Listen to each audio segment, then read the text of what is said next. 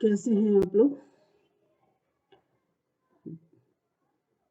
चलिए आज हम जो लेके आए हैं, आज हम इंट्रोडक्शन आपको दे रहे हैं ऑर्गेनिक केमिस्ट्री का। तो मैं जब पढ़ाती हूँ बच्चों को तो बहुत ज़्यादा ऑर्गेनिक केमिस्ट्री में बेसिक प्रॉब्लम बहुत ज़्यादा आती है। स्पेशली आती है कार्बन की बैलेंसी, आईपीएसी, आइसोमेरिज्म। ये बेसिक फंडामेंटल्स हैं, इनका बहुत डीप में स्टडी नहीं नीडेड है, बट इतना है कि अगर ये टर्म्स आ रहे हैं तो आपको इंट्रोडक्शन इनका पता होना चाहिए कि आईपीएसी का मतलब क्या है, आइसोमेरिज्म क्या है, कार्बन की बैलेंसी क्या होती है, कार्बन क्या होता है, मतलब क्यों इतना कार्बनिक कंपाउंड्स इतने सारे बने हुए हैं, क्यों पूरी इतनी एक बड़ी सी बुक आपको ऑर्गेनिक केमिस्ट्री की दी गई है, जबकि इनऑर्गेनिक और जनरल केमिस्ट्री अलग हो जाती है, लेकिन ऑर्गेनिक एक ही एलिमेंट पे इतने बड़ी बुक क्यों बनाई गई है। ठीक है, तो चलिए स्टार्ट करते हैं ऑर्गेनिक केमिस्ट्री का आज।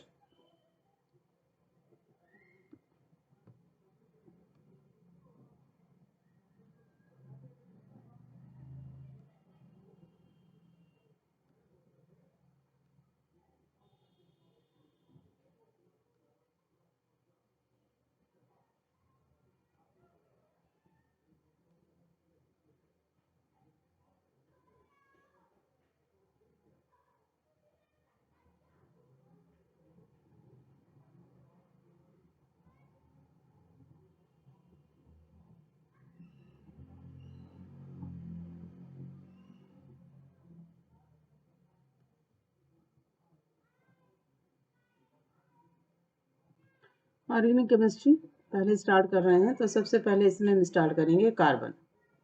तो कार्बन का एग्जैक्ट कंडीशन क्या होती है, इलेक्ट्रॉनिक कंडीशन क्या होती है, ये हाइब्रिडाइजेशन वाले वीडियो में आप देख सकते हैं। नहीं तो हाइब्रिडाइजेशन अगर कार्बन का आपको याद होगा तो उसमें आपने देखा होगा कि इसमें ग्राउंड स्टेज में 2 अनपेयर्ड इलेक्ट्रॉन रहते हैं, लेकिन एक्साइटेड स्टेज में 4 अनपेयर्ड इलेक्ट्रॉन होते हैं। तो इसका मतलब इसमें 4 बॉन्ड बनने की कैपेसिटी है। कहीं भी कोवेलेंट बॉन्ड बनाना है तो इसकी हम कैपेसिटी कहाँ से देखते हैं? कोवेलेंट बॉन्ड बनाने की कैपेसिटी हम ये देखते हैं ग्राउंड स्टेज या और एक्साइटेड स्टेज में उसमें कितने बॉन्ड बनाने की कैपेसिटी, यानी कि कितने अनपेयर्ड इलेक्ट्रॉन है। जितने अनपेयर्ड इलेक्ट्रॉन होंगे उतनी ही बॉन्ड बनाने की उसकी कैपेसिटी होगी। तो जैसे हम कार्बन में देखते हैं कि इसका 6 इलेक्ट्रॉन्स होते हैं इसमें, जिसमें से इसकी आउटर मोस्ट शेल में 4 इलेक्ट्रॉन होते हैं, और ये 4 वैसे तो दो एक पेयर के फॉर्म में रहते हैं और 2 अनपेयर्ड रहते हैं, बट इसको जब एक्साइटेड करते हैं तो 4 अनपेयर्ड इलेक्ट्रॉन हमें मैक्सिमम मिलते हैं। तो इसलिए कार्बन की बैलेंसी मानी जाती है 4। तो इसमें 4 बॉन्ड बनाने की कैपेसिटी है। अब ये 4 बॉन्ड आप सिंगल बॉन्ड बना सकते हैं, डबल बॉन्ड भी बना सकते हैं और ट्रिपल बॉन्ड भी बना सकते हैं। इसीलिए आपको जो है ऑर्गेनिक केमिस्ट्री में ऑर्गेनिक कंपाउंड्स को 2 पार्ट्स में बांटा गया है। एक तो आपके हो जाते हैं सैचुरेटेड और एक अनसैचुरेटेड।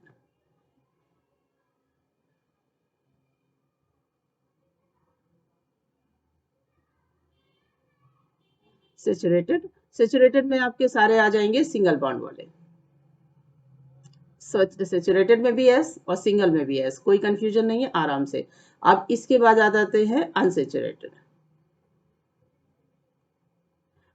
सैचुरेटेड और अनसैचुरेटेड की डिफिनीशन बहुत बड़ी है, लेकिन यहाँ पर आप सिर्फ इतना समझ लीजिए कि सैचुरेटेड का मतलब सिंगल बॉन्ड से है, अनसैचुरेटेड का मतलब मोर देन सिंगल बॉन्ड, यानी कि आपके मेन आपके डबल बॉन्ड और ट्रिपल बॉन्ड होते हैं। टेट्रा बॉन्ड होने की पॉसिबिलिटी बहुत कम होती है, इसलिए उसको हम काउंट नहीं कर रहे हैं यहाँ पर। मतलब से इससे है कि सैचुरेटेड यानी सिंगल बॉन्ड, अनसैचुरेटेड का मतलब डबल या ट्रिपल बॉन्ड। ठीक है, तो ऑर्गेनिक कंपाउंड सबसे पहले तो हम इनके बॉन्ड का कंडीशन देख ली हमने कि या तो सिंगल बॉन्ड होगा या तो डबल बॉन्ड होगा या ट्रिपल बॉन्ड होगा। ठीक है, अब ये कार्बन की बैलेंसी हो गई। अब नेक्स्ट हम आगे देखते हैं कार्बन का नेमिंग। तो नेमिंग के लिए हमें सबसे पहले जाना पड़ेगा आईपीएसी में।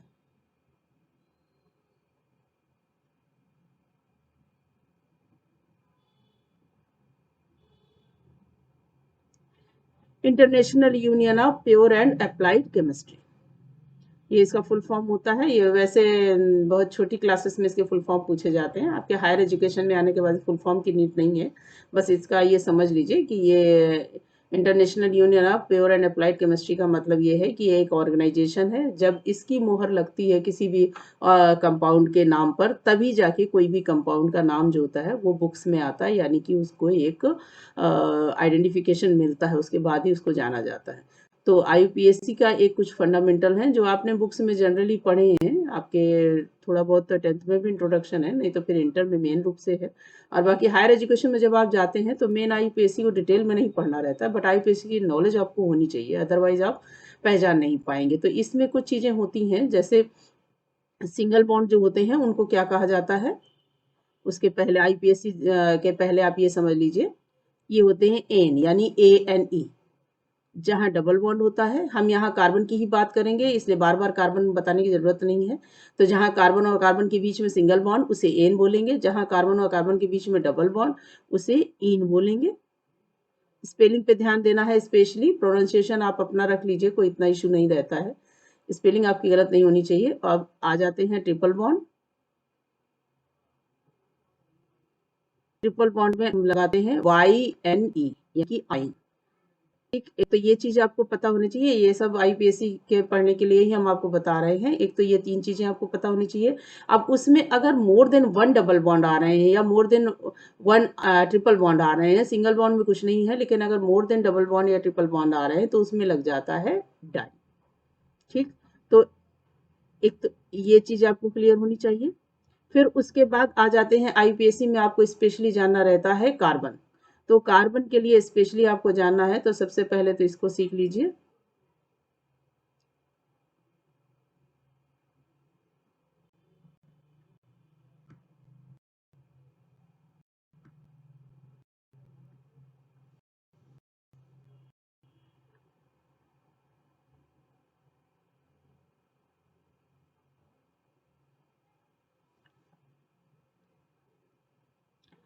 अब आईपीएससी के लिए आपको किसकी नॉलेज होनी चाहिए, सबसे पहले तो कार्बन नंबर।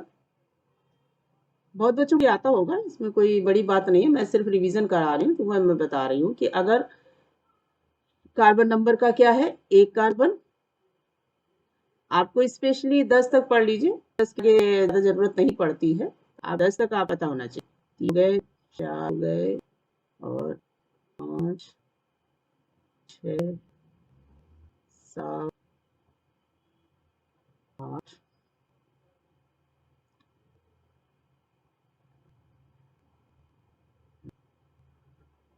और 10 कार्बन नेमिंग आपको पता होना चाहिए। जैसे 1, तो 1 में क्या हो जाएगा,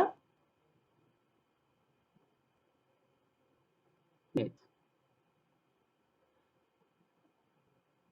क्या हो जाएगा, इसमें क्या हो जाएगा था। सब बच्चों को पता होगा, लेकिन अगर किसी को नहीं पता है तो उसको रिवीजन हो जाएगा। याद रखिएगा, 3 कार्बन का मतलब प्रोप। अगर प्रोप से रिलेटेड कोई भी कंपाउंड आपसे पूछा गया है तो इसका मतलब है उसमें 3 कार्बन की बात हो रही है। 4 कार्बन मतलब ब्यूट। 5 कार्बन का मतलब, बहुत से लोगों को ये सब चीजें पता है तो वो वीडियो को पढ़ाकर भी देख सकते हैं, लेकिन जिनको नहीं पता है स्पेशली मैं उन्हीं के लिए बना रही हूँ, कि जिनको बिल्कुल पता है, मान लीजिए किस तरह इंटरव्यू निकला था लेकिन अब कुछ भी याद नहीं है, उनके लिए बना रही हूँ स्पेशली। तो उनका पूरा रिवीजन होना चाहिए, बहुत डीप में नहीं बताएंगे, लेकिन इंट्रोडक्शन तो आपको पता होना चाहिए। 6 का मतलब हेक्स, कुछ को एन लगा सकते, लेकिन एन आप मत लाइए, का भी पता नहीं ना आपको कि डबल बॉन्ड है कि ट्रिपल बॉन्ड, तो एन तो लगाने का कोई मतलब ही नहीं है। 7 में हो गया हेप्ट, एच इसको बना लीजिएगा, ये एस जैसा बन गया है, ये हेप्ट हो गया। 8 का मतलब हो गया ऑक्ट।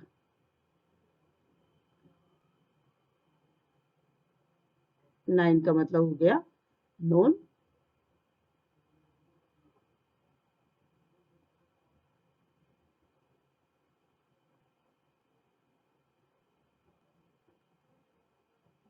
10 का मतलब हो गया डेक। ठीक है, पहले तो आप सबसे इनिशियली आपको कार्बन नंबर के नॉलेज होनी चाहिए, कि अगर हमसे 3 कार्बन की बात हुई, 4 कार्बन की बात हुई, 5 6 जितने भी कार्बन की बात हो रही है, तो हमें वहां पर नेमिंग में क्या वर्ड यूज करना है। सेकंड चीज आईपीएससी के लिए आपको क्या पता होना चाहिए, जितने भी फंक्शनल ग्रुप हैं,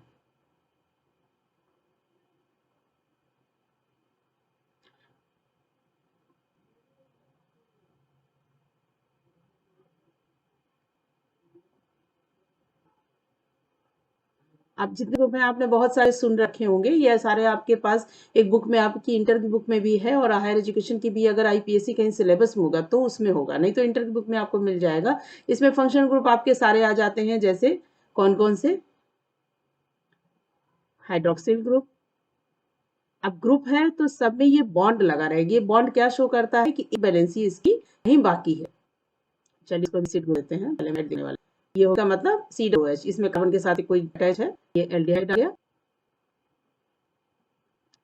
ठीक, एसिड एल्डिहाइड हो गया, और हाइड्रोक्सिल ग्रुप ज्यादा है, बाकी यूज तो अभी आप बहुत सारे होंगे, अमीन हो, एस्टर हो, तो ये ग्रुप पहले तो आप सिंबल पता होना चाहिए, ये ग्रुप होते क्या क्या है, अमीन है, अमीन देखिए नाइट्रोजन के साथ हाइड्रोजन लगे, यानी कि नाइट्रोजन की वैलेंसी यहाँ पर है, इस तरीके से। और कीटोन होता है, कार्बोनिल ग्रुप होते हैं, एक है एक एल्डिहाइड होता है, पीछे बना, ये देखिए OH ग्रुप यानी हाइड्रोक्सिल ग्रुप, ये एल्डिहाइड, ये एसिड, ये एस्टर, ये अमीन, और बहुत सारे ग्रुप हैं, ईथर, कुछ ग्रुप हैं वो बता दे रही हूँ, बाकी बहुत सारे आपके पास एमाइड, ये ईथर हो गया, इसमें एमाइड होता है आपका, एमाइड है CONH2, मेरे काफी कॉमन भी हैं वो आपको बता रही हैं,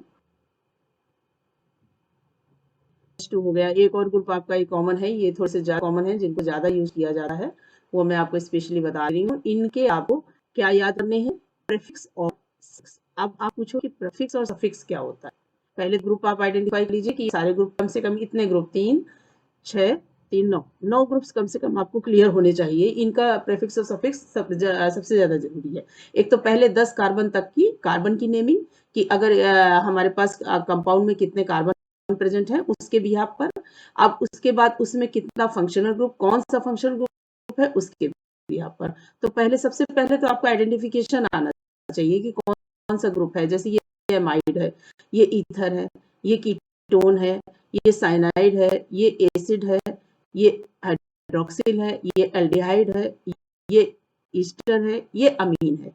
तो ये ग्रुप्स का क्लियर होना चाहिए। फिर आप आते हैं बात प्रीफिक्स और सफिक्स की। देखिए प्रीफिक्स और सफिक्स जैसे नाम से ही पता चल रहा है, प्री का मतलब हुआ पहले और सफिक्स का मतलब हुआ बाद में।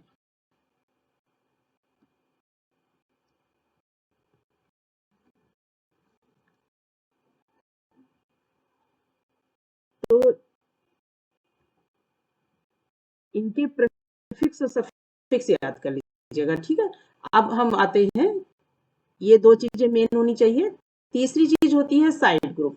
साइड ग्रुप में आपके, ये इसको हम बहुत ज्यादा एक्सप्लेन नहीं कर रहे हैं, साइड ग्रुप का मतलब होता है जिसमें आपके अदर ग्रुप्स आ जाएंगे, जैसे हेलोजन आ गए, और जैसे आपके ये एल्किल ग्रुप आ गए, इस तरीके के ग्रुप अगर लगे होते हैं तो वो साइड ग्रुप पे आ जाते हैं। चलिए देखिए हम लिख दे रहे हैं, मतलब आईपीएससी के पहले, आपको आईपीएससी पढ़ने से पहले इतनी चीजें आपको पता होनी चाहिए। क्या क्या पता होना चाहिए कि कंपाउंड सैचुरेटेड है या अनसैचुरेटेड है।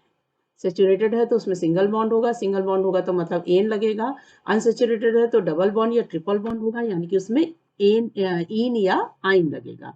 अब और उसमें क्या क्या हो सकता है, कार्बन चेन आपको पता होनी चाहिए कि कार्बन चेन में कितने कार्बन यूज किए गए उसके बिहाफ पर। फिर उसमें फंक्शनल ग्रुप कितने अटैच हैं, कौन सा अटैच है उसके बिहाफ पर, उनके नाम और उनके प्रीफिक्स और सफिक्स। अब उसके बाद आते हैं साइड ग्रुप। साइड ग्रुप में आपके आ जाएंगे क्लोरीन, यानी कि क्लोरीन, या आप कह सकते हैं हैलाइड है, ये सब हैलाइड है। आप किसी भी क्लोरीन को क्यों ले रहे हैं, आप किसी भी हैलाइड को ले सकते हैं। इसमें क्लोरीन, ब्रोमीन, आयोडीन, फ्लोरीन कोई भी हो सकता है। और दूसरा एल्किल ग्रुप। एल्किल ग्रुप में इसीलिए देखिए मैं आर बना दे रही हूँ, आर का मतलब एल्किल ग्रुप होता है। एल्किल ग्रुप में आपके कोई भी ग्रुप हो सकता है, एथिल, मेथिल, प्रोपेल, एरोमेटिक भी हो सकता है, तो फेनिल ग्रुप भी ले सकते हैं। तो ये साइड ग्रुप में आ जाते हैं। अब आपको आईपीएससी करना कैसे है, तो आईपीएससी में प्रीफिक्स में देखिए दूसरे नाम होंगे हर ग्रुप के, और ये फंक्शनल ग्रुप के ही होते हैं, साइड ग्रुप के नहीं होंगे।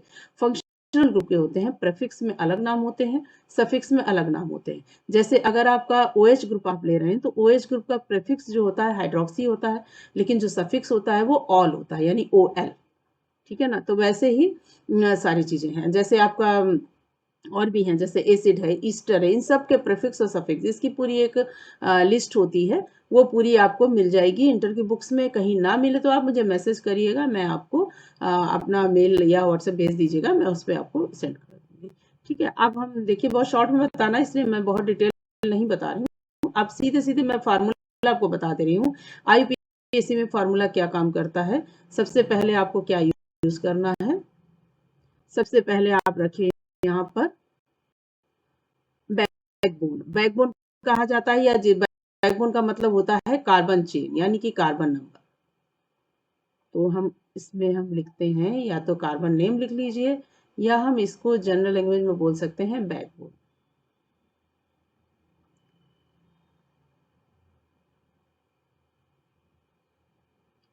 सबसे पहले हम लगते हैं बैकबोन। ठीक, अब बैकबोन के प्रीफिक्स का मतलब होता है जो पहले लिखा जाए। तो प्रीफिक्स में हमारे दोनों चीजें हैं, साइड ग्रुप भी आ सकते हैं और जो हमारे फंक्शनल ग्रुप हैं वो भी आ सकते हैं। उनको रखा जाता है अल्फाबेटिकली। तो अल्फाबेटिकली तो आप अलग से लिख लीजिए कि हमें प्रीफिक्स को अल्फाबेटिकली लिखना है। बाकी हम फार्मूले में इसको हम खाली लिख रहे हैं प्रीफिक्स। प्रीफिक्स प्लस बैकबोन, और इधर आ जा सफिक्स।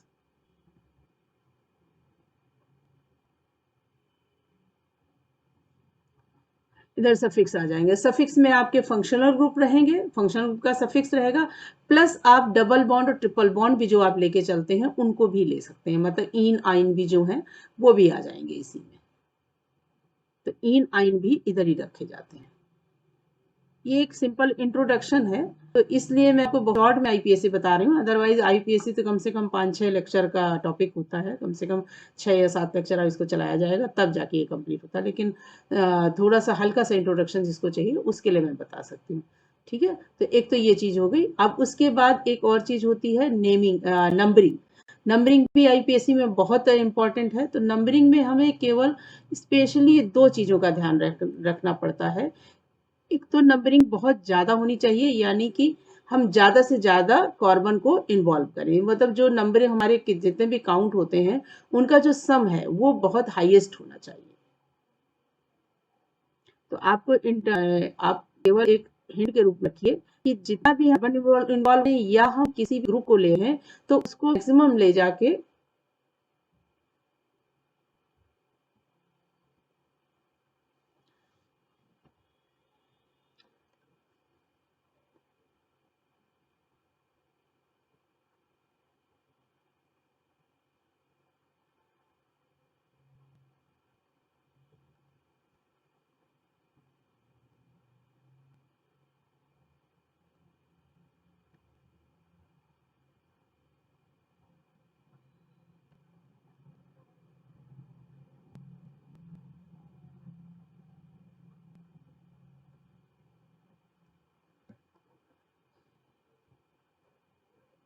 तो जो नंबर हम यूज कर रहे हैं उसमें 2 चीजों का स्पेशली ध्यान रखना है।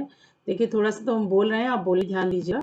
बाकी में तो खाली में लिख रहे हैं कि जो सम आता है नंबरिंग में ये रखना है कि सम जितना ज्यादा से ज्यादा उतना ही अच्छे नंबर उसको नंबरिंग में सही माना जाएगा। सेकंड थिंग आप नंबरिंग में क्या ध्यान रखेंगे कि कुछ एक वेरिएशन का इनका होता है, प्रेफरेबल किसको किया जाए, इस तरीके का एक फार्मूला भी होता है जिसमें आपको सबसे पहले नंबरिंग किसको देना है, फंक्शनल ग्रुप को।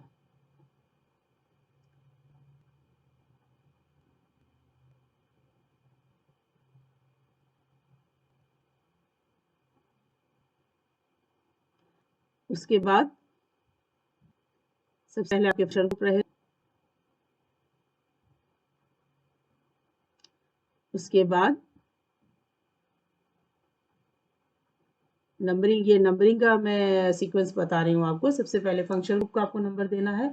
स्पेशली अगर कार्बन से जुड़ा हुआ कोई फंक्शनल ग्रुप है तो फिर तो आपको पहला नंबर उसी को देना है। फिर आपकी चेन लंबी हो या चेन छोटी हो, इससे कोई लेना देना नहीं है। आपको नंबर 1 जो देना है वो सबसे पहले फंक्शनल ग्रुप में अगर कार्बन है तो उसी को देना है। तो सबसे पहले फंक्शनल ग्रुप को देखते हैं, फिर डबल बॉन्ड को देखते हैं, फिर ट्रिपल बॉन्ड को देखेंगे, देन आपके साइड ग्रुप आएंगे।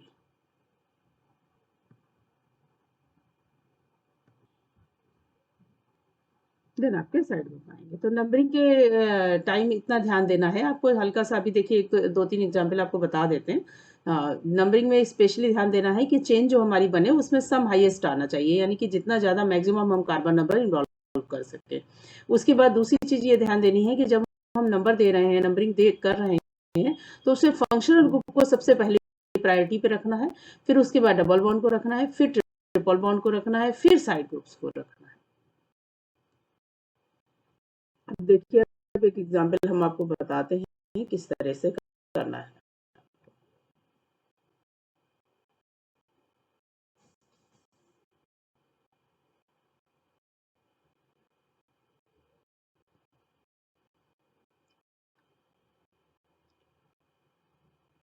अब देखिए एक जैसे ये एग्जाम्पल आपको बताते हैं। एक कार्बन, ये कार्बन और ये थोड़ा सा बड़ा स्ट्रक्चर बना लें जिससे एक ही स्ट्रक्चर में आपको सारी चीजें समझा देते हैं। अब इसमें हम लगा देते हैं यहाँ पर डबल बॉन्ड, इधर लगा देते हैं। ये लीजिए सबसे बड़ा प्रॉब्लम तो यही सॉल्व है, CHO लग गया।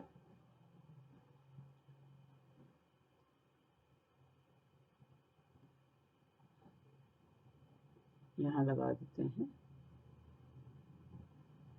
Cl लगा देते हैं। ठीक, अब देखिए अब हमने हाइड्रोजन को हिडन रखा है, हाइड्रोजन इसकी बैलेंसिंग कंप्लीट करने में आ रहा है, इसलिए हाइड्रोजन को हम इसमें शो नहीं कर रहे हैं। अब ये देखिए कि आपके पास पॉसिबिलिटीज क्या क्या हैं कि आप चाहें तो इधर से नंबरिंग करें, ये फर्स्ट कार्बन यानी कि सेकंड पर हम डबल बॉन्ड को काउंट करें, या हम इधर एल्डिहाइड से काउंट करें तो हमारे पास फोर्थ नंबर पे डबल बॉन्ड आएगा। लेकिन हमने पहले ही रूल बताया कि अगर आपका कोई भी फंक्शनल ग्रुप ऐसा है जिसमें पहले से ही कार्बन है और वो डायरेक्ट चेन से अटैच हो रहा है, तो फिर आपका पहला नंबर वही होगा। फिर आपको कहीं दिमाग लगाना ही नहीं है। चेन छोटी भी हो जाए तब भी, यहाँ तो आपकी नॉर्मल चेन आ रही है, छोटी नहीं आ रही, लेकिन अगर छोटी भी हो जाए तब भी आपको दिमाग नहीं लगाना है। अब हमारे पास कार्बन नंबर, अब इस फार्मूले पे जाइए। नाम लिखने का फार्मूला हमने क्या बताया था कि सबसे पहले आपको क्या ध्यान देना है, बैकबोन। बैकबोन का मतलब कार्बन नंबर। कार्बन नंबर हमारे पास कितने हैं, 6। तो यानी कि हम पहले बैकबोन लिख दें, यानी कि हेक्स। इन अभी कुछ मत लगाइएगा, खाली हेक्स लिखा। अब उसके बाद आ जाती है बात प्रेफिक्स की। तो प्रेफिक्स में हमारे पास एल्डिहाइड ग्रुप को भी प्रेफिक्स में हम ले सकते हैं, लेकिन वैसे कोशिश यही करनी चाहिए कि जितना भी फंक्शन ग्रुप है उसको हम सफिक्स में ही रखें। तो यहाँ पर इसको हम सफिक्स में रखेंगे, तो इसमें हम क्लोरीन को ले लेते हैं प्रेफिक्स में। तो क्लोरीन किस पोजीशन पे, थर्ड पोजीशन पे लगा हुआ है, और क्लोरीन का प्रेफिक्स होता है क्लोरो। तो हम इसको पोजीशन के साथ लिखेंगे। जहां कहीं भी दो या मोर देन वन जितने होंगे उतने आपको निकालने हैं। डाई है तो डाई, ट्राई है तो टाई। तो ये हो गया 3 क्लोरो हेक्स। अब हमारे पास फोर्थ पोजीशन पे डबल बॉन्ड यानी कि इन लगा हुआ है, और फर्स्ट पोजीशन पर अल यानी कि एल्डिहाइड ग्रुप लगा हुआ है। तो अल और इन है, तो हम पहले अल को लिख देते हैं। यहाँ भी अल्फाबेटिकली ही आप लगा सकते हैं। तो हेक्स के बाद यहाँ हो जाएगा 1 अल, और किस पोजीशन पे, फोर्थ पोजीशन पे इन है, फोर्थ इन। ये देखिए इस तरीके से हो गया। इस तरीके से अगर आप आईपीएससी बनाएंगे तो कभी भी आपसे कोई गलती नहीं होगी। अभी तो हम इंट्रोडक्शन बना रहे हैं, फिर पूरा फुल बना देंगे आईपीएससी पे, तो आपको पूरा क्लियर हो जाएगा। अभी तो बहुत शॉर्ट में तो 2-3 एग्जाम्पल केवल बता रहे हैं। अब मान लीजिए एक और हमने ये ले लिया, इसमें हम ऐसा फंक्शनल ग्रुप लेंगे जिसमें कार्बन नहीं होगा। बड़ा स्ट्रक्चर फिर हम इसमें ले रहे हैं।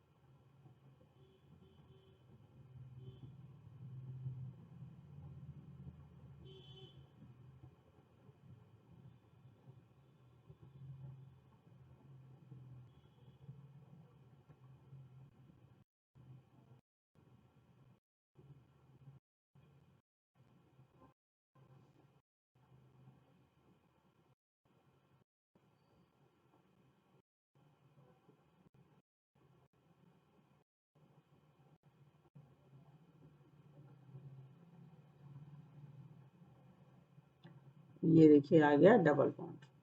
अब देखिए इसमें थोड़ा सा कॉम्प्लिकेशंस हैं। क्या कॉम्प्लिकेशन है इसमें? देखिए ये 5 कार्बन की ये चेन बन रही है। अगर हम इधर से देखें तो ये हमारे पास 4 कार्बन की चेन है, इधर से देखें तो भी हमारे पास 4 कार्बन की चेन है। तो नेचुरली हम मैक्सिमम नंबर, आपको बताया था कि सम हाईएस्ट आना चाहिए, यानी कि नंबर हाईएस्ट होने चाहिए। तो हम 5 कार्बन की चेन लेंगे। तो हमारा ये तो क्लियर हो गया कि ये होगा पेंट। सबसे पहले ये क्लियर हो गया कि ये होगा पेंट, मतलब 5 कार्बन की चेन हमें लेनी। तो बैकबोन तो इसकी पेंट हो गई। अब उसके बाद इसकी नंबरिंग कहाँ से करें, मतलब इधर से करें कि इस तरफ से करें? 5 कार्बन हमको ऐसे सीधे मिलेंगे, नीचे वाला कार्बन तो हमें अटैच ही नहीं करना है, इसकी तो बात ही अलग होगी, साइड ग्रुप में जाएगा। तो हम इधर से देखते हैं। तो हमने पहले देखा है कि फंक्शनल ग्रुप को प्रायोरिटी दी जाती है, तो हम फंक्शनल ग्रुप को लेकर चलेंगे क्योंकि यहाँ डबल बॉन्ड है। फंक्शनल ग्रुप इधर से नियरेस्ट पड़ रहा है, तो फंक्शनल ग्रुप इधर से नियरेस्ट पड़ रहा है, तो हम इधर से नंबर लगा दें, यानी कि ये हो गया 2, 3, 4, ये हो गया 5। तो हमारे पास अब देखिए स्ट्रक्चर पूरा खुल के आ गया। सेकेंड पोजीशन पे ऑल लगा हुआ है, थर्ड पोजीशन पे मेथिल लगा हुआ है, और थर्ड पर ही इन लगा हुआ है। तो हमारे पास प्रीफिक्स में खाली ये साइड ग्रुप है, इसको हम लगा देते हैं। तो ये हो जाएगा 3 मेथाइल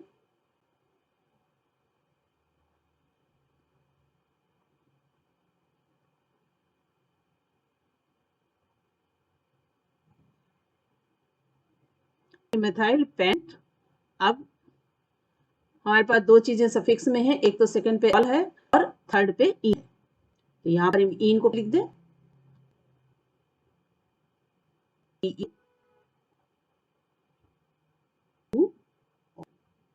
यहाँ देखिए हमने इस पोजीशन को 1 नहीं माना, इसको हम 1 नहीं मानेंगे क्योंकि जरूरी नहीं है, हम यहाँ नियरेस्ट देखते हैं। यहाँ ये जरूरी नहीं होता है कि हम उसी कार्बन को फर्स्ट नंबर दें, जबकि इस स्ट्रक्चर में आपने ऊपर वाले स्ट्रक्चर में देखा कि हमने पहला उसी को माना जहाँ फंक्शनल ग्रुप था। क्योंकि यहाँ पर इस चीज का ध्यान रखना है कि जो ऐसा कोई फंक्शनल ग्रुप जो डायरेक्ट कार्बन चेन से अटैच हो और उसके खुद के पास कार्बन होगा, उसमें हम पहला नंबर उसी को देते हैं जो कार्बन चेन होता है, जो कार्बन हमारा फंक्शनल ग्रुप में होता है।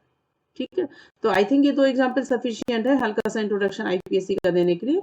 और बाकी कुछ चाहिए होगा तो अभी आईपीएससी का हम एक बड़ा वीडियो भी बनाएंगे, और बाकी का इंस्टेंटली अगर आपको कुछ चाहिए तो आप मेरे से मैसेज में बात कर सकते हैं। ठीक है, तो अब हम अगला टॉपिक ले जाते हैं। ये तो आईपीएससी हो गया। अब सेकंड हम जाते हैं आइसोमेरिज्म पे।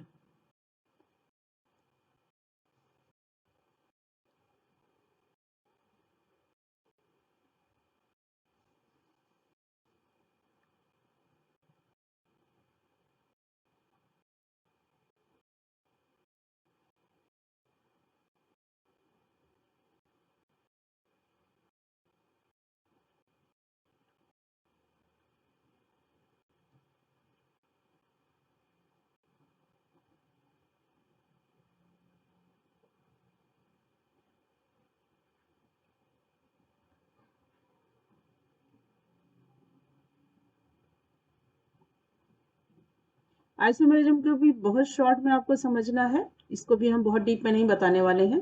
आइसोमेरिज्म का मतलब क्या होता है? देखिए बस 4 वर्ड्स हैं इसमें, बाकी आप डिफिनीशन बनाते रहिए, हम तो बहुत इजी में उसमें बता रहे हैं आपको। सेम मॉलिक्यूलर फार्मूला, एमएफ का मतलब मॉलिक्यूलर फार्मूला, और ये एक फिनोमिना है, एक प्रॉपर्टी है। तो इस प्रॉपर्टी वजह से अगर कहीं पर आपको मोर देन 1 कंपाउंड्स में सेम मॉलिक्यूलर फार्मूला आ रहा है और डिफरेंट स्ट्रक्चरल फार्मूला आ रहा है, तो इस फिनोमिना को कहा जाता है आइसोमेरिज्म। और इससे जो कंपाउंड बनते हैं उनको कहा जाता है, इनसे जो मेंबर्स होते हैं इसके, जो भी कंपाउंड इसके अंदर आते हैं जो इस फिनोमिना को फॉलो करते हैं, उन्हें कहा जाता है आइसोमर्स। ठीक, तो बस आइसोमेरिज्म में आप इतनी डिफिनीशन याद रखिए। अब उसके बाद आ जाती है आइसोमेरिज्म। अब ये जो मॉलिक्यूलर फार्मूला का तो टेंशन है नहीं, मॉलिक्यूलर फार्मूला तो सेम हो गया। बात यहाँ पर डिफरेंट स्ट्रक्चरल फार्मूला की है। तो अब स्ट्रक्चर में जो डिफरेंस है वो किस किस वजह से आता है, उसके बिहाफ पर आइसोमेरिज्म डिफरेंट टाइप की होती है। तो स्पेशली ये दो प्रकार की होती है। पहले इसको दो ग्रुप में क्लासिफाइड किया गया है। एक तो किया गया है स्ट्रक्चरल, मतलब जहां पर स्ट्रक्चर की वजह से स्ट्रक्चरल फार्मूला चेंज हो, यानी कि कहीं बॉन्डिंग चेंज हो रही, कहीं ग्रुप चेंज हो रहा है, कहीं पर कार्बन नंबर बैकबोन में चेंज हो जाए, तो उसकी वजह से अगर कहीं पर डिफरेंस आ रहा है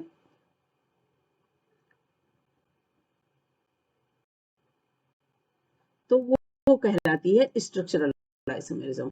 और दूसरी होती है स्टीरियो। स्टीरियो एक तरीके से सोचने में ये लगता है कि ये फिजिकल फिनोमिना को फॉलो करती है, यानी कि कहीं ऑप्टिकल की वजह से अगर चेंज हो रहा है तो स्टीरियो हो गया, अगर कहीं ज्योमेट्री की वजह से चेंज हो रहा है तो स्टीरियो हो गया। लेकिन स्ट्रक्चरल जो होती है स्ट्रक्चर की वजह से होती है। जैसे स्ट्रक्चर में एग्जाम्पल में क्या है कि जैसे अब मान लीजिए हमने कहीं पर ये जो जैसे अभी आपने एल्डिहाइड दे वो एल्कोहल देखा था, वहां सेकंड पोजीशन पर लगा था। अब मान लीजिए हम उसको थर्ड पोजीशन पर लगा दें, फोर लगा दें, तो वो जाएगा पोजीशन आइसोमेरिज्म। मान लीजिए ये हमारी नॉर्मल चेंज आ रही है, इसी को हम साइक्लिक में ले लें तो ये हो जाएगा इन आइसोमेरिज्म। इस तरीके से इससे स्ट्रक्चरल आइसोमेरिज्म में 6-7 प्रकार की है।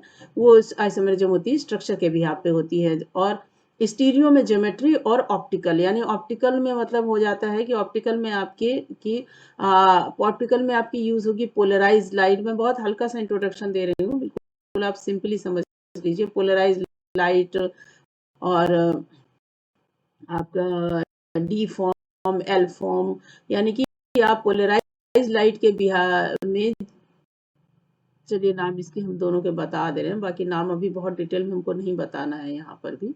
तो ऑप्टिकल आइसोमेरिज्म या ऑप्टिकल आइसोमेरिज्म में आपको स्पेशली पढ़ना है डी और एल फॉर्म। तो एक प्लेन पोलराइज लाइट होती है जिसको, अगर प्लेन पोलराइज लाइट को ये क्लॉकवाइज रोटेट करता है तो ये कहलाएगा डी फॉर्म। अगर ये स्ट्रक्चर आपका जो भी स्ट्रक्चर आप ले रहे हैं अगर वो एल साइड को यानी कि एंटी क्लॉकवाइज रोटेट करेगा तो वो कहलाएगा एल फॉर्म। इस तरीके का है। इसमें बहुत ज्यादा आप डीप में मत पढ़िए, अभी तो आप सिंपली बस एक चीज जान लीजिए कि आइसोमेरिज्म होता क्या है। और ये होता है ज्योमेट्रिकल आइसोमेरिज्म। इसी में एक ज्योमेट्रिकल आइसोमेरिज्म भी है।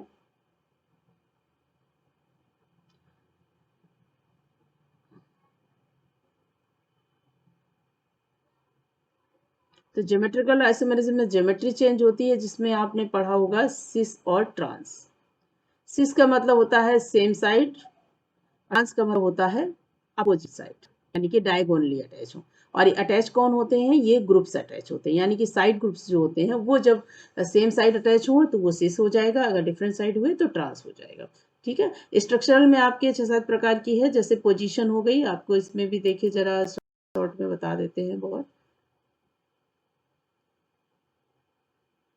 हल्का सा इंट्रोडक्शन दे रहे हैं, लिख नहीं रहे हैं बहुत ज़्यादा, आप नोट कर लीजिएगा। अगर हम बोलते जा रहे हैं आप नोट कर लीजिएगा।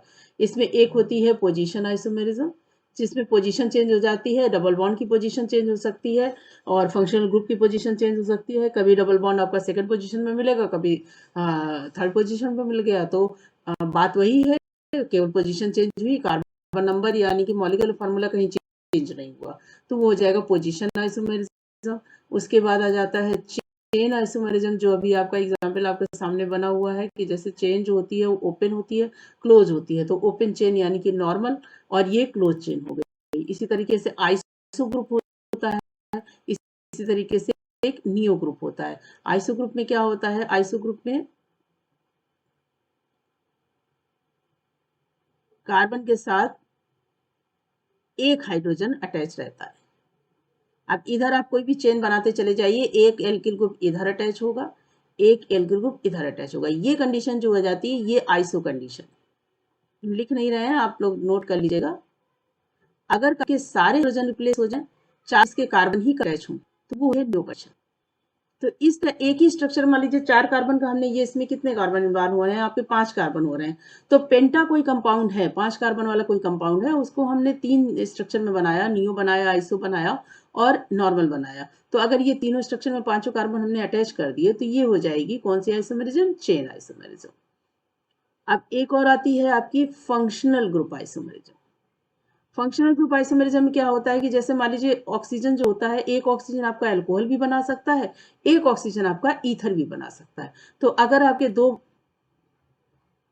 ये मान लीजिए ये है, ये ग्रुप बना, एक बन ये बन, दोनों को अटैच कर ईथर ग्रुप बन गया। लेकिन अगर इसी को हम कार्बन को एक साथ अटैच और इस जन को हम इधर अल्कोहल बना के एक हाइड्रोजन ले लिया और ये कर दिया, तो ये अल्कोहल बन गया, ये ईथर बन गया। तो ये जो आइसोमेरिज्म दिखेगी ये कहलाएगी फंक्शनल ग्रुप आइसोमेरिज्म। इस तरह के और कंपाउंड हो सकते हैं, साइनाइड, अमीन, इस तरीके के ग्रुप सिखा सकते हैं। ठीक है, एक होती है मेटामेरिज्म, बहुत शॉर्ट में फर्स्ट लेटर उनका लिख रही हूँ। मेटामेरिज्म का मतलब ये होता है कि ये स्पेशली ईथर ग्रुप की आइसोमेरिज्म होती है कि अब मान लीजिए हमने इधर कार्बन में अपने आप मेटामेरिज्म लेके चल रहे हैं, तो मेटामेरिज्म मान लिया हमने, इसी जो ईथर ग्रुप होता है इसके साथ जो ग्रुप अटैच रहते हैं, ऑक्सीजन बना लीजिए, इसके सब ग्रुप अटैच हैं, एक ही चार अटैच, एथिल एथॉक्सी हो गया। लेकिन अगर हम इसी को ये कर दें, एक 3 कार्बन अटैच करने हैं, नंबर ऑफ कार्बन तो एक आएंगे, मतलब यानी कि मॉलिक्यूल ऑफ हमारा इक्वल है, ग्रुप चेंज हो रहे हैं। अब एक कार्बन मेथिल प्रोपॉक्सी हो गया। तो ये इस तरीके की आइसोमेरिज्म हो गई, वो वो हो गई आपकी मेटामेरिज्म। इसी तरीके की एक टाटोमेरिज्म होती है, टी से उसको मैं बता दे रही हूँ। एक टाटोमेरिज्म होती है आपकी,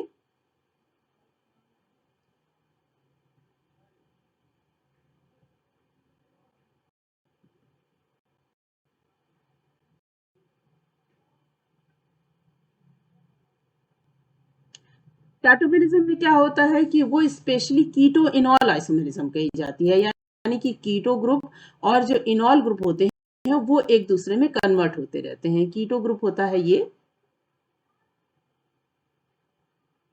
कीटो ग्रुप हुआ।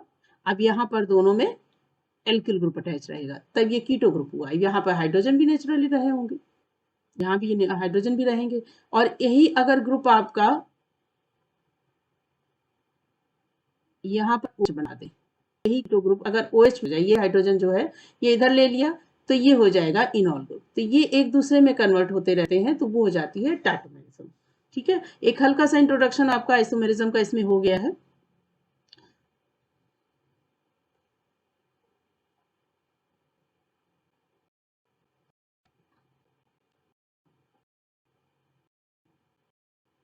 स्पेशली मैं ऑर्गेनिक केमिस्ट्री स्टार्ट करने जा रही हूँ, तो मुझे लगा कि मैं थोड़ा सा इंट्रोडक्शन का एक वीडियो बना दूँ, जिससे हल्का सा रिवीजन हो जाए।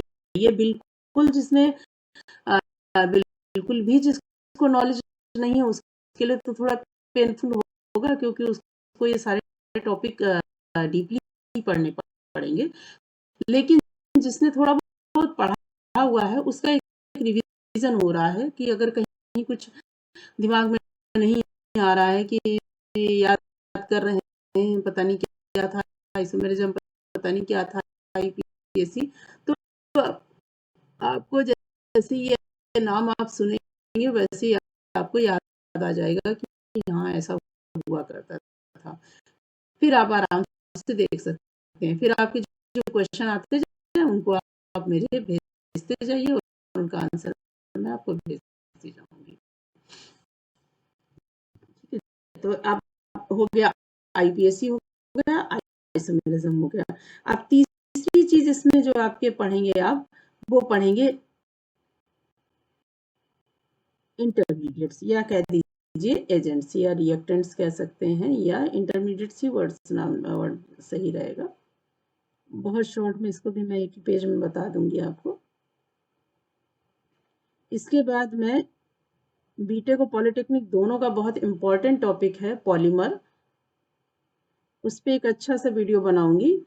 तो मैंने सोचा उसके पहले थोड़ा सा इंट्रोडक्शन आपको ऑर्गेनिक का याद दिला दूं, जिससे कि अगर कहीं आपको कहीं प्रॉब्लम आ रही है तो आप याद आ जाएगी उसमें क्या था। अब इंटरमीडिएट में आपके क्या है, बहुत बच्चे पूछते हैं फ्री रेडिकल क्या होता है, कार्बोनियम आयन होता है, कार्बन आयन क्या होता है। तो इसलिए इंटरमीडिएट ये हमने बनाया कि आप इसको दीजिए। तो इंटरमीडिएट में आप हैं, ये देखिए क्या है, कार्बन पर प्लस चार्ज, कार्बन के ऊपर माइनस चार्ज, कार्बन के ऊपर फ्री इलेक्ट्रॉन या कह सकते हैं डॉट के रूप में रखा हुआ है। ठीक, अब ये हो गया न्यूक्लियोफाइल।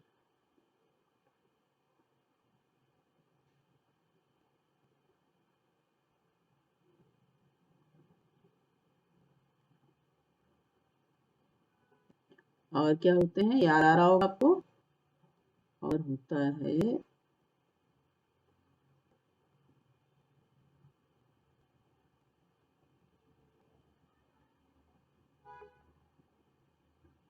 इलेक्ट्रोफाइल। ठीक, अब ये स्पेशली आपको और भी हैं, कार्बिन और नाइट्रीन भी है, बट उसका भी इतना ज्यादा यूज नहीं है, इसलिए मैं उसको भी नहीं बता रही हूँ। स्पेशली आपको ये 5 के बारे में नॉलेज होनी चाहिए। C+ यानी कि कार्बोनियम आयन, इसको क्या कहते हैं, कार्बोनियम आयन। इसमें लग जाता है कार्बन के साथ IUM। अगर एक कार्बन है, इसलिए मैंने आपको IPSC का हल्का सा इंट्रोडक्शन दिया, जिससे आपको कहीं भी वैसे मैं बोल दूं एक कार्बन है तो आपको याद आना चाहिए। एक कार्बन है तो ये मेथिलियम आयन बनाएगा, 2 कार्बन होंगे तो एथिलियम आयन बनाएगा, 3 होंगे तो प्रोपीलियम आयन बनाएगा। इस तरीके से आपको IM लगाते जाना है इनके साथ। ठीक है, अगर मान लीजिए 3 कार्बन पे आपका कहीं भी कंपाउंड आ रहा है, उसके ऊपर प्लस चार्ज लगा हुआ है, तो आप उस आयन को क्या नाम देंगे, प्रोपीलियम आयन। इसी तरीके से कार्बन आयन यानी कि IAN इसमें तो पूरा लिखा जाता है, कार्बन के साथ एन आयन लिखते हैं, तो methyl anion, propyl anion, ethyl anion, इस तरीके से लिखते हैं। अब अच्छा, ये तो सबको पता होगा कि प्लस चार्ज इस पे क्यों आया है। सबको पता है कि प्लस चार्ज का मतलब होता है, केमिस्ट्री में प्लस चार्ज क्या डिनोट करता है, इलेक्ट्रॉन लॉस, यानी कि इसने एक इलेक्ट्रॉन कहीं डोनेट किया हुआ है, इसलिए इसके ऊपर एक प्लस चार्ज आया है। अगर मोर देन 1 आते तो जितने इलेक्ट्रॉन डोनेट किए होंगे उतना आ रहा है। इसके पास एक इलेक्ट्रॉन एक्स्ट्रा है, इसलिए इसके ऊपर एक माइनस चार्ज आया है। ये ना तो प्लस है ना तो माइनस है, इसका एक फ्री इलेक्ट्रॉन है, इसका एक फ्री पाई इलेक्ट्रॉन इसको मान सकते हैं आप। मतलब ये बॉन्डिंग में पार्टिसिपेट नहीं किया, ना तो डोनेट किया गया है ना तो एक्सेप्ट किया गया है। एक्चुअली इसका ये लूज इलेक्ट्रॉन है। कार्बन की वैलेंसी में जैसे हमने आपको बताया 4 इलेक्ट्रॉन होते हैं लास्ट में। अब मान लीजिए 3 को हमने यूज कर लिया और एक इलेक्ट्रॉन इसका छोड़ दिया, उसको कहीं यूज नहीं किया, बॉन्डिंग में नहीं यूज किया, तो उसके कार्बन का एक इलेक्ट्रॉन फ्री रह गया ना, तो इसलिए इसको कहा जाता है फ्री रेडिकल। ये तीनों इंटरमीडिएट यूज होते हैं आपके ऑर्गेनिक केमिस्ट्री में। कहीं पर कार्बोनियम आयन बनता है, कहीं कार्बन आयन बनता है, कहीं कार्बन फ्री रेडिकल बनता है। काफी हद तक इनकी मैकेनिज्म 100% तो मैं नहीं कहूंगी, लेकिन 90% तक काफी कुछ इक्वल पैटर्न को ही फॉलो करती है। अभी आपके कई जगह पे आप मैकेनिज्म पढ़ेंगे तो आपको यूज होगा कि कार्बोनियम आयन कहीं बन रहा है, तो आपको इतना पता होना चाहिए। बहुत डीप में हमें कार्बोनियम आयन पे पूरा लेक्चर नहीं देना है, कार्बोनियम आयन पे कोई क्वेश्चन आपके पास नहीं आ रहा है। आपको बस ये है कि मान लीजिए कहीं इंटरमीडिएट में आया कि हमने कार्बोनियम आयन बनाया, तो आपको पता होना चाहिए कि हाँ यहाँ पर C+ बन रहा होगा। अगर हमने बताया कि आपको फ्री रेडिकल मैकेनिज्म करानी है, तो आपको ये पता होना चाहिए कि हाँ C के ऊपर या कोई भी जो फ्री रेडिकल हम ले रहे हैं उसके ऊपर डॉट लगा होगा, यानी कि आइडेंटिफिकेशन है आपके पास। ठीक है, अब न्यूक्लियोफिल फाइल का मतलब, फिलिक का मतलब होता है लव यानी कि नीड। तो जिसको न्यूक्लियस की नीड हो, यानी कि जिसके पास एक्स्ट्रा इलेक्ट्रॉन हो, तो इसीलिए इस को कहा जाता है रिच इलेक्ट्रॉन। न्यूक्लियोफिल जो स्पीसीज होती हैं इनको कहा जाता है इन रिच इलेक्ट्रॉन, यानी इनके पास इलेक्ट्रॉन एक्स्ट्रा इलेक्ट्रॉन से आ जाएंगे, स्पेशली आ जाएंगे। तो पहचान गए एनायन मतलब पास इलेक्ट्रॉन एक्स्ट्रा हो, और दोनों होगा जिनके या तो एनायन हो या हैव लोन पे, जैसे आप अमीन ग्रुप, अमीन को अमीन आप किस में रहेंगे, इलेक्ट्रोफाइल या न्यूक्लियोफाइल होगा। अमीन में NH2 होता है और एक बॉन्ड लगा रहता है, बट नाइट्रोजन के ऊपर आप देख सकते हैं, लेकिन नाइट्रोजन में कंडीशन होती है एक लो रहता है, तो न्यूक्लियोफाइल का ही काम होगा। बाकी आपको तो कहीं है ही नहीं, मान लीजिए 3 बॉन्ड हुए लोन पेयर, तो ये आपका न्यूक्लियोफाइल में। बाकी OH है, साइनाइड है, जितने भी हेलोजन है, ये सारे आपके आ जाएंगे न्यूक्लियोफाइल में। अब आ जाती है बात इलेक्ट्रोफाइल की। अपोजिट होगा इसका, नेचुरली आपको समझ में आ गया होगा, जिसको इलेक्ट्रॉन की नीड होगी, यानी कि जितना भी कैटायन हुआ,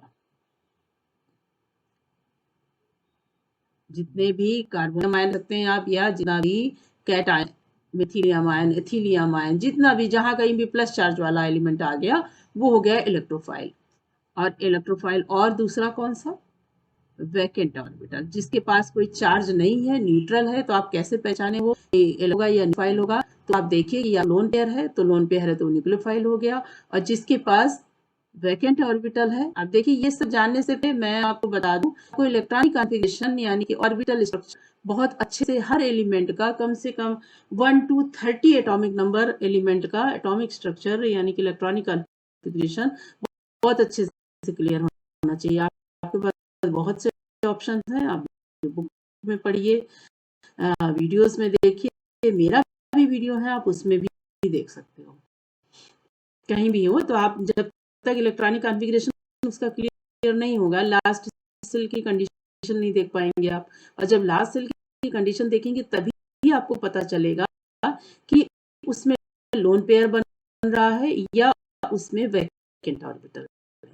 अगर वैकेंट ऑर्बिटल है तो वो इलेक्ट्रोफाइल होगा। अगर उसमें लोन पेयर है, यानी लोन पेयर का मतलब होता है नॉन बॉन्डिंग। ये सारी चीजें मैंने एटॉमिक ऑर्बिटल वाले वीडियो में बताया हुआ है कि लोन पेयर या नॉन बॉन्डिंग या ये जो भी वर्डिंग है ये क्या होती है, ये सारी क्लियर हो जाएंगी इसमें।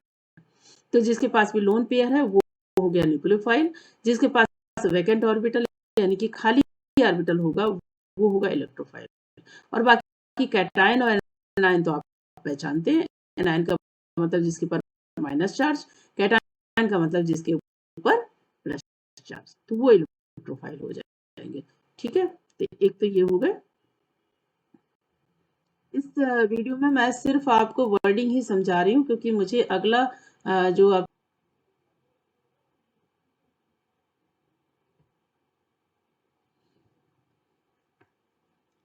मुझे आगे पॉलीमर का चैप्टर पढ़ाना है, इसलिए मैंने सोचा कि एक हल्का इंट्रोडक्शन में डाल दे रही हूँ जिससे आपको रिवीजन हो जाए, कि याद आ जाए कि हाँ कम से कम ऑर्गेनिक केमिस्ट्री के कंपाउंड्स हैं या जो भी उसमें ग्रुप्स हैं या जो एजेंट्स हैं उनको पहचानना आपको आ जाए कि उसमें है क्या चीज़ें। आइसोमेरिज्म का तो वैसे कोई यूज़ नहीं है यहाँ पर, लेकिन मैंने सोचा बता रही हूँ तो 2 लाइन बता दिया आइसोमेरिज्म। बाकी आप स्पेशली आप ये इंटरमीडिएट्स के बारे में आपको नॉलेज होनी चाहिए और आपको आईपीएससी में इतना नॉलेज होना चाहिए कि किसी भी कंपाउंड में जितना कार्बन नंबर यूज हो रहा है उसको हम क्या नाम दें। ठीक है, अब ये आपके हो गए इंटरमीडिएट्स हो गए। अब आपके पास बचा है रिएक्शंस। तो रिएक्शंस को थोड़ा सा समझ लीजिए कि ऑर्गेनिक केमिस्ट्री में स्पेशली स्पेशली कह सकते हैं या कॉमनली कौन सी रिएक्शन ज़्यादा यूज की जाती हैं। उनको तो बहुत ज़्यादा आप क्लासीफाइड कर सकते हो, लेकिन स्पेशली हम रिएक्शंस में देख लेते हैं। रिएक्शन में स्पेशली कौन कौन सी यूज होती हैं। तो रिएक्शंस में आपके पास आ जाएगा, सबसे पहले आपको पता होना चाहिए ऑर्गेनिक केमिस्ट्री की अपनी एक टर्मिनोलॉजी है, स्पेशली उसकी नॉलेज बहुत ज़रूरी है। क्योंकि ये है कि ये तो सब्जेक्ट ऐसे हैं कि कितना भी पढ़ लीजिए कम पड़ जाता है, लेकिन ये है कि कुछ टर्मिनोलॉजी आपको क्लियर होनी चाहिए। जैसे रिएक्शंस में आपके कौन कौन से टर्म यूज़ होते हैं, कौन कौन से वर्ड यूज़ होते हैं, वो आपको पता होना चाहिए। जैसे आपका ये एडिशन हो गया, ये एक तरीके से रॉ मटेरियल है ऑर्गेनिक केमिस्ट्री में घुसने का। कंडेंसेशन ऑर्गेनिक केमिस्ट्री में जब आप एंट्री कर रहे हैं तो आपको ये बेसिक नॉलेज है एक तरीके से कि इतना चीज़ें अगर पता होंगी तब आप आगे क्लियर कर सकते हैं। कंडेंसेशन हो गया, अब हो गया सब्स्टिट्यूशन,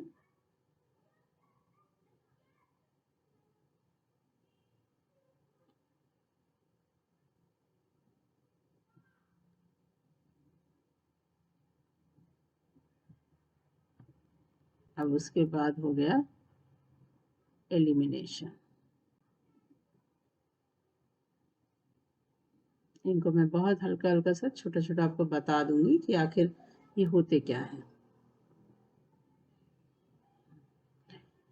हर चीज़ मैं लिख नहीं रही हूँ, मैं बोल भी रही हूँ, तो आप मेरे बोलने पर भी ध्यान दीजिएगा। कहीं कुछ हो तो आप अपनी कॉपी में नोट कर लीजिएगा। जैसे एडिशन, एडिशन का सिंपल सा मतलब है ऐड करना, मतलब इसमें कोई भी साइड प्रोडक्ट नहीं निकलेगा। बस इसमें आपको एडिशन तो नाम से ही पता चल रहा है, तो इसमें ज़्यादा डिफिनीशन की ज़रूरत नहीं है। बस एक लाइन आप याद रखिए, no side effect. No side sorry effect नहीं, नो साइड एडिशन कह सकते हैं, नो साइड प्रोडक्ट कह सकते हैं आप। इसमें कोई भी एडिशनल प्रोडक्ट नहीं निकलेगा, यानी कि इसमें सिंगल वन प्रोडक्ट बनता है। सबसे मेन चीज ये। कंडेंसेशन में स्मॉल कह सकते हैं या वेरी लिटिल कह सकते हैं, small side product. Side product, चलिए इसको इतना लाइक बहुत छोटे छोटे से, जैसे आपके हो गया अमोनिया, वाटर, इस तरीके से छोटे छोटे प्रोडक्ट, या कार्बन डाइऑक्साइड, मतलब कोई बिग प्रोडक्ट, इंपॉर्टेंट प्रोडक्ट आपका नहीं बनेगा। ठीक। सब्स्टिट्यूशन तो अलग ही तरीके की रिएक्शन है। सब्स्टिट्यूशन का मतलब क्या होता है कि एक की जगह पर दूसरा आ जाए। सब्स्टिट्यूशन में आपके दो तरीके के होंगे, इलेक्ट्रोफिलिक सब्स्टिट्यूशन और न्यूक्लियोफिलिक। स्पेशली आपको न्यूक्लियोफिलिक का नॉलेज ज्यादा होनी चाहिए। SN1 SN2 होता है। एलिमिनेशन का मतलब ये होता है कि पूरी तरीके से एलिमिनेट हो जाए। ठीक है। अब हम हल्का सा इंट्रोडक्शन, आपको थोड़ा थोड़ा सा रिएक्शन भी बता दे रहे हैं, जैसे एडिशन। अब चलिए नंबर डाल देते हैं, हमें पूरा दोबारा नहीं लिखना पड़ेगा, नंबर को ही हम वहां पर शो कर देंगे एग्जाम्पल बताते वक्त। ये थर्ड नंबर हो गया, ये फोर्थ। तो अब चलिए पहला नंबर है एडिशन। एडिशन बिल्कुल सिंपल से आप देख लीजिए। जैसे आपको हमें, अच्छा, एडिशन में एक चीज का और ध्यान रखना है कि एडिशन जो होता है हमेशा अनसेचुरेटेड कंपाउंड्स में होगा। आप देखिए मैंने अनसेचुरेटेड बोला, अगर आपने पहले से पढ़ा हुआ है तो आपको पता होगा अनसेचुरेटेड का मतलब यही, यहाँ सिंगल बॉन्ड की कोई बात नहीं होगी। तो एडिशन रिएक्शन स्पेशली अनसेचुरेटेड यानी कि डबल बॉन्ड या ट्रिपल बॉन्ड में हो सकता है। अब इसमें कुछ भी आप ऐड कर सकते हो, जनरली आप कुछ भी, रिडक्शन भी हो जाता है, हेलोजिनेशन भी हो जाता है। हमने यहाँ हेलोजिनेशन करा दिया, हेलोजेनेशन करा दीजिए, या आप एसिड का प्रेजेंस में रिएक्शन करवा दीजिए, जैसे मार्कोनिकॉफ रिएक्शन भी आपने पढ़ी हुई है।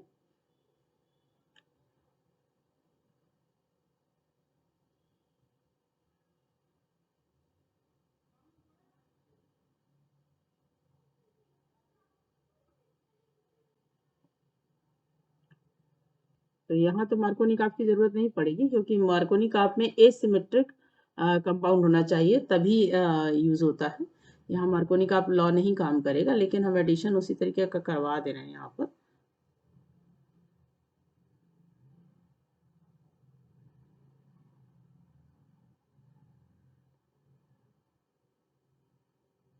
अब एडिशन में इसमें बहुत से कंपाउंड यूज कर सकते हैं आप। HCl यूज कर सकते हैं, HBr यूज कर सकते हैं, HOCl यूज कर सकते हैं, डायरेक्ट हाइड्रोजन यूज कर सकते हैं, कुछ भी यूज कर सकते हैं। मतलब यही है कि दोनों कार्बन पर एक एक को हमें अटैच कर देना है, यानी कि एक पर हाइड्रोजन अटैच हो जाएगा, CH3 हो गया, और एक पर हेलोजन अटैच हो जाएगा, यानी कि Cl अटैच कर दिया, ये हो गया CH2C। ये addition reaction, simple addition reaction आप देख रहे हैं, कहीं भी चाहे जितना बड़ा एडिशन हो, लेकिन उसमें कोई भी साइड प्रोडक्ट नहीं निकालना है। से मेन यही है एडिशन रिएक्शन की पहचान। ठीक। आप सेकंड में आ जाइए, जैसे आपने किया कंडेंसेशन। कंडेंसेशन में मान लीजिए अब इस समय बहुत बड़ा कोई कंपाउंड हम नहीं बता रहे हैं, सिंपल से कोई कंपाउंड बता देते हैं। ये रिएक्शन शायद आपके पॉलीमराइजेशन में भी यूज होती है। तो जैसे ये हमारा कंपाउंड है ग्लाइकॉल, ये कंपाउंड हुआ ग्लाइकॉल। ग्लाइकॉल में मतलब एथेन, एथेन डाइऑल होता है ग्लाइकॉल, दो कार्बन होते हैं। अब देखिए नाम आपको याद हो गया इतना, इसीलिए मैंने बहुत हल्का सा इंट्रोडक्शन बताया, क्योंकि इसमें इसी तरह के कंपाउंड यूज हो रहे हैं, बहुत ज्यादा IPSC का यूज नहीं है। एथेन डाइऑल मैंने कहा तो आपको याद आ गया, डाइऑल का मतलब दो हाइड्रोक्सिल ग्रुप होंगे, और एथेन का मतलब दो कार्बन होंगे। ये हो गया। मान लीजिए इस हम किसी भी अमीन ग्रुप से अटैच रिएक्शन करवा रहे हैं, तो अमीन में एक नाइट्रोजन से दो हाइड्रोजन अटैच होते हैं, आप कहीं भी अटैच करा सकते हो आगे पीछे। और मान लीजिए इस अमीन ग्रुप है तो इसमें R हमने ले लिया। ठीक। तो अब ये कंडेंसेशन अगर हमको कराना है तो ये OH जो है ये निकल जाएगा, क्या निकल जाएगा, वाटर। इसमें अनसेचुरेटेड कंपाउंड होना कंपलसरी नहीं है। यही डिफरेंस होता है एडिशन और कंडेंसेशन में। एडिशन और कंडेंसेशन का मतलब यही होता है कि हमें सिंगल प्रोडक्ट बनाना रहता है, लेकिन इसमें थोड़ा सा फर्क आ जाता है कि बिग जो मेन प्रोडक्ट आपका रहेगा वो सिंगल ही रहता है, लेकिन एक साइड प्रोडक्ट छोटा सा रहेगा, और इसमें जरूरी नहीं है कि आप अनसेचुरेटेड कंपाउंड को लेकर रहें, जबकि एडिशन में अनसेचुरेटेड कंपाउंड का होना कंपलसरी है। ठीक, अब वहां पर आगे स्पेस नहीं है तो चलिए मैं यही वाटर को निकाल दे रही हूँ। ये देखिए, ये हो गई कंडेंसेशन रिएक्शन। अब चलिए हल्का सा इंट्रोडक्शन आपको सब्स्टिट्यूशन और एलिमिनेशन का भी दिखा देते हैं।